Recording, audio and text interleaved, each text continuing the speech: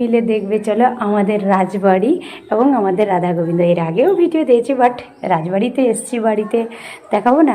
এ দেখো রাধা গোবিন্দের চরণামৃত আর মানে তুলসী নিয়ে নিলাম, কারণ যবেই বাড়িতে আসছি আমি নিয়ে যাই, কারণ আমাদের ছেলেমেয়েরা যখন বাইরে বেরোয় বা কোনো কিছু হয় তখন এগুলো দিয়েই আমি বাইরে বের করি, তো এই জন্য নিয়ে রাখি।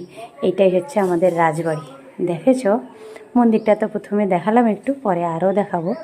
এইটা আমাদের রাজবাড়ি ছিল। তো এই ঘরটা কিন্তু মানে চুনসুরকির ঘর, বুঝেছেন, এখনও আছে এই বাড়িটা, এখনও আমাদের মানে অনেক অংশ ভেঙে দেওয়া হয়েছে, আর মেন টুকরো আছে, অনেকটাই আছে। এই দেখো এত বড় একটা বাড়ি, এর ভিতরে গাছপালা হয়ে গেছে, প্রচুর গাছপালা হয়ে গেছে।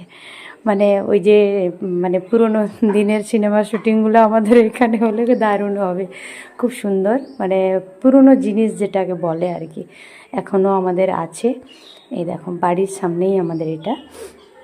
তো আমাদের পুরো ফ্যামিলি এখান থেকেই, পুরো ফ্যামিলিটা হয়েছে, পুরো বেরিয়ে গেছে, কিন্তু এইটাই হচ্ছে আমাদের পুরনো ঘর, যেটা রাজবাড়ির সময় ঘর, সেটা হচ্ছে এইটা, ঠিক আছে।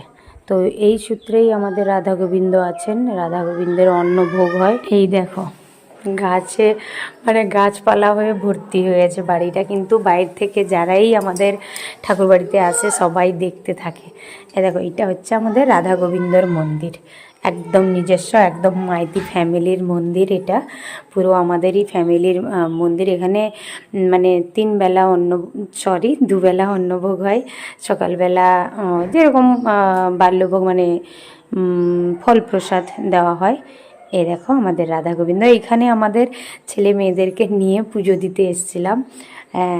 এই যে মালাগুলো দেখতে পাচ্ছেন, এই মালাগুলো আমাদেরই ফ্যামিলির মেয়েরা বউরা, ফ্যামিলিরই ফুল, সব ঘরে গাছে লাগানো ফুল, ওটার থেকেই মালা প্রত্যেক মানে দিন গড়ে দেয়। এটা ভাবতে পারছেন, এটা কিন্তু সব জায়গায় পাওয়া যায় না, সবাই কেনা মালা এনে লাগিয়ে দেয়, কিন্তু আমাদের এটা একদম ঘরোয়া মালা।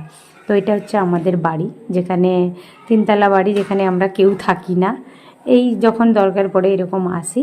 মন্দিরের সামনে ঠাকুরমশাই পুজো করছিলেন, তো আজকে পুজোর জন্যই এসছিলাম। তো আমাদের বড় বেটিয়া রানী একটু শরীরটা খারাপ, তো বড় বেটিয়া রানীকে নিয়ে এসছিলাম, আর আমাদের ছোট বেটিয়া রানী ছেলে মোটামুটি সবাই এসেছিল, ঠিক আছে। সবাই মিলে পুজো টুজো করে তারপরে আমাদের এক দিদি ঠাকুরবাড়িতে আমাদের না পৌষ মাসে